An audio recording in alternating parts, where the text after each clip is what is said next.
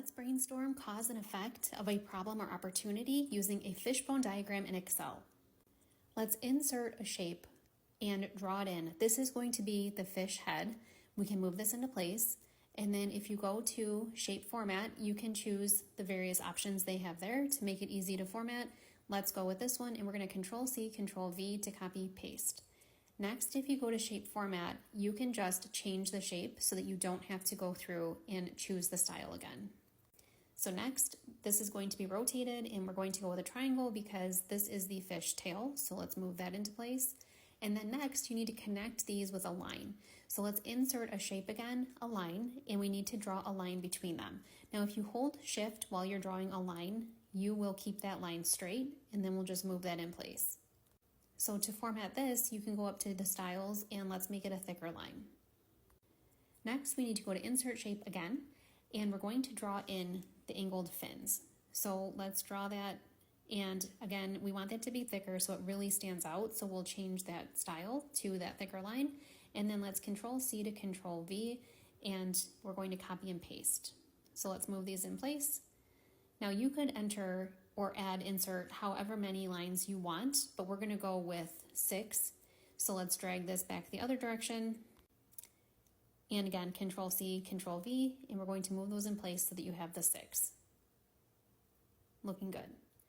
Now, I want to make this a little bit larger so that we can really see the problem or opportunity. We're going to just type that text in, but this is where you would put that so that it's really clear.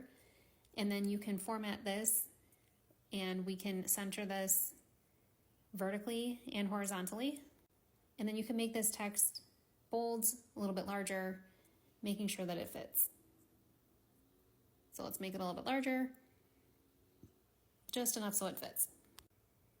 And then next, we're going to insert more shapes. We need a line again because we need these smaller horizontal lines. This is where the ideas are going to go. So let's draw that a little bit larger. I'm on a mobile screen, so these are smaller. If you were on a computer screen that's full size, you could make these a little bit larger, but I'm just gonna move these into place. And then let's press Shift and click on each one, and Control C, Control V to copy paste in each section. Move that to the third section, and then keep going here, and then we just have to move these to the other direction. So we'll click off of those and then move them into place. And then let's keep moving. We gotta move these. And now you've got your bottom section started. So again, if you hold Shift and click on each one, copy paste, Control C, Control V, you can quickly move those into place. So now you've got the fish bones. And let's copy paste, and again, go up to shape format and just change the shape type. Now you could make these all different colors and make it really pretty. I'm just gonna keep with the plain gray, but what we need to do is label each one of these fins or these bones. And so this is going to be the categories for the brainstorming. So let's say that one is people, and we can Control C, Control V, and maybe one is going to be information, and one could be system, another could be process. And if you need additional items, maybe like resources or something like that, you could insert those, and then you could leave this one open for brainstorming. So this is looking good. Next, what we need to do is insert another shape. I just removed the grid line so you can see this a lot nicer, but let's insert another shape. This is going to be a text box. And what we want to do here is make sure that this is where our ideas are going to be typed in. So we want to make sure that background is open, there's no fill, and there's no border. That's just not necessary. Looks a little bit better. So now it's going to look like just text on the line that you provided. So again, you need to Control C, Control V to copy and paste these. But if you hit Shift while you're clicking on each one, it will select them all for you.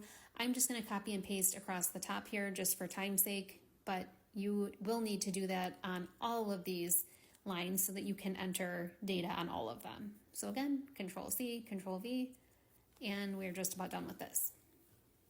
So now this is great, we've got our diagram, but let's say you want to be able to keep track of the actions to take with this. So I'm going to fill these cells in by clicking on the paint bucket, and I'm just going to go do a darker gray.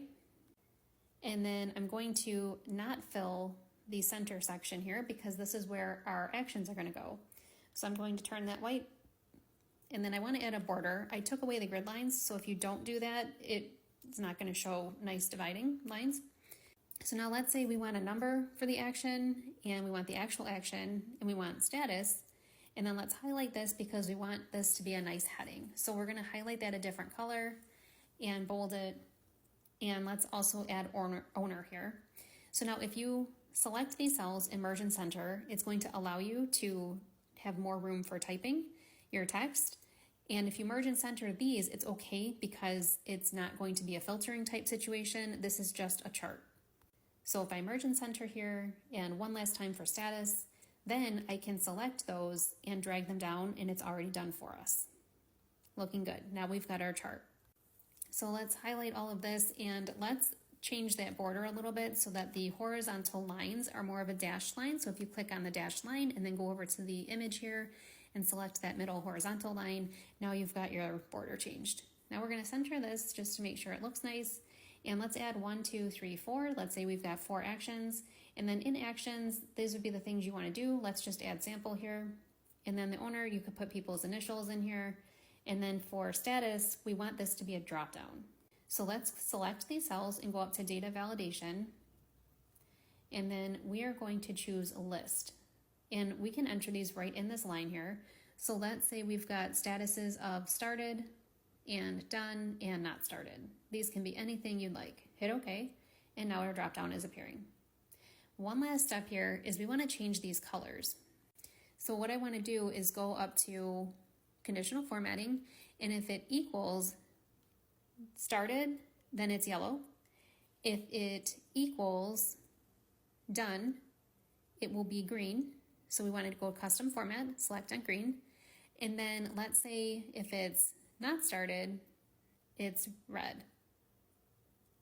Now let's say you go to custom and there's red there, but it's not quite a red that you like. It's maybe a little too bright or too light. You can click on more colors and pick which one you like. Hit OK and OK.